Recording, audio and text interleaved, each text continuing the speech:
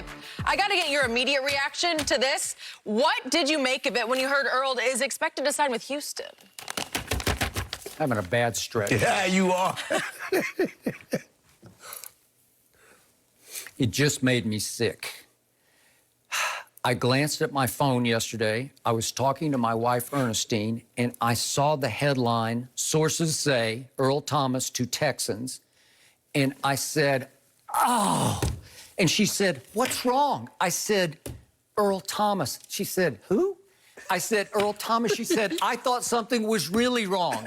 It is really wrong.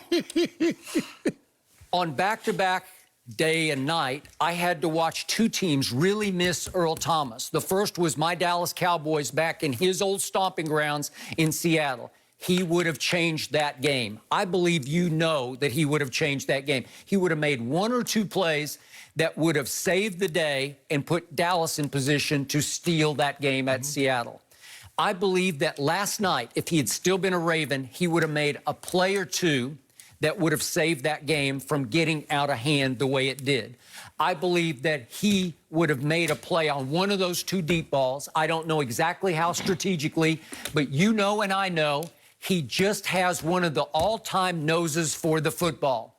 And all I know for sure is that he grew up in the state of Texas, albeit in South Texas, in Orange, wanting badly to be a Dallas Cowboy. So badly, he chased Jason Garrett up the walkway to the locker room in 2017. Come and get me! He went to the University of Texas, where he was obviously an All-American. He was the 14th overall pick in the draft and went to the Legion of Boom, and he made 6 Pro Bowls. He went to Baltimore, and he made another Pro Bowl just last year. And he's only 31, which is not too old at that position. I get it. He wore out his welcome so badly in Seattle, they finally just cut him. I get it that last year it got so bad, he became so uncoachable, he became so unmanageable in Baltimore that they finally said, that's enough, and they cut him. And I get it. He has stayed on the market for about 3 weeks now. Cam Newton was on the market for about 3 months, right? Yeah. It happens because people have questions. This was almost too good to be true. I have campaigned for my team to go get him for 2 years. And at first, it was going to be very costly. It might have taken a first-round pick. At one point, it was going to be a second-round pick, and then it got switched to a first-round pick.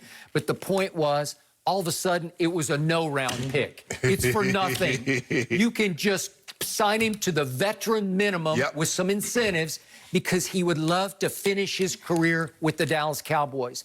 He was the last piece to a potential Super Bowl puzzle in Dallas because they have 2 good kids at safety, but they're just guys. Right. Xavier Woods and Darian Thompson, they're just guys.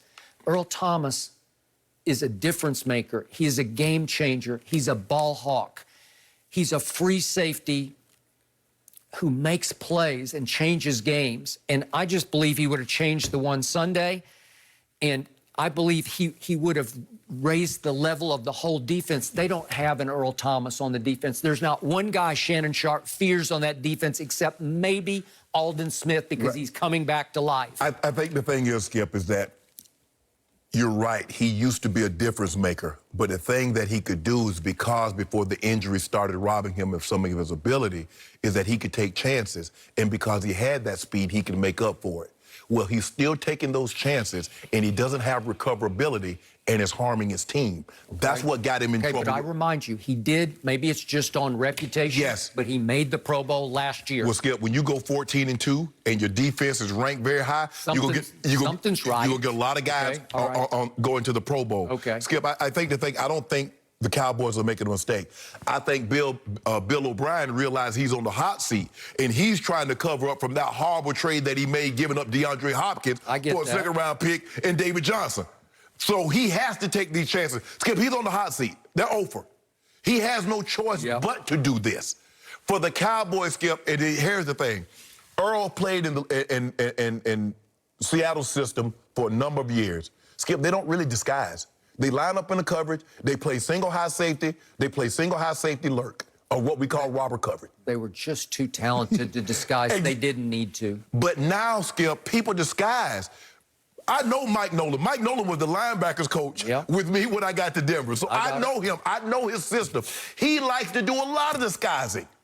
And so for Earl, that's going to be a problem because he wants to line up, be where he wants to be, and then play football. It's hard to disguise a lack of talent. Yes. Go ahead. Yeah, and see, Skip, the thing is that talking to Rod Wilson, a very good friend of mine, we played together at Baltimore. He's in the Pro Football Hall of Fame. We've had him on the show a lot.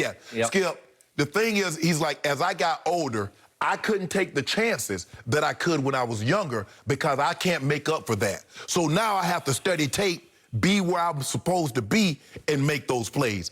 Earl was getting himself in trouble, Skip, and that's the thing that you have to do. You have to come to grips with yourself. I'm not the player in year 10 that I was in year 5. I'm not the player in year 3 that in year 11 that I was in year 8. And Earl hasn't come to grips with that. You can't play the same way, Skip. You just can't because he doesn't. The knee injury and the injuries have robbed him of some of his speed. So you can't take those unnecessary risks because now, Skip, you put the defense in harm's way. And then everybody looking like, well, what happened? Now, see, if you don't know better, Skip, you think the safety blew that coverage last night. But you and I both know, having been around the game, I played it. I know Marcus Peters was supposed to be deep third, and he jumped the dagger route, trying to get him a cheap pick and get him back in the game. Okay, but some nights Marcus Peters is a star.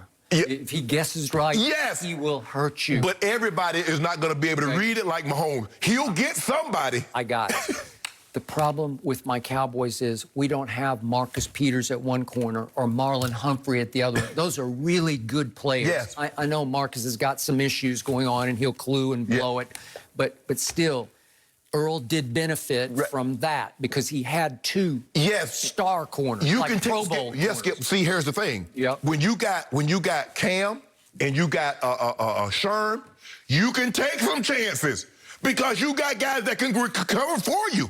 But if you don't have those guys and you taking chances, now you really putting the defense in harm's way. So if you take those chances with the Cowboys and you don't have a Sherman or you don't have a Brandon Browner or Cam Chancellor, Skip, it's going to really look ugly. Sunday, I had Brandon Carr. Remember Brandon used Carr? He was out there. He was out there on the defense. He was. Up off the practice squad. So now you could be 40 years old on the practice squad. Okay. But here's my point about Earl Thomas. Unless you tell me he's completely washed up, which I do not believe, I get no, he's not, because he had some terrible injuries. Yeah, because didn't he hurt his knee or something? When he flipped Pete Carroll off, he's hurt something. I forget. He wrecked his ACL. Okay, that's what. Okay. Then he had a broken leg. Yes, right. He had some career-threatening injury against Arizona when they brought him on the card. He flipped Pete off. But clearly, he was still mobile enough last year. He somehow convinced other players to vote him into the Pro Bowl. Yes. All I know is I needed a made man on my defense just for his presence alone. Just where you're in the defensive huddle or you're on the sideline and you look around and think, we got Earl and they don't have Earl. Skip, you might be willing to do that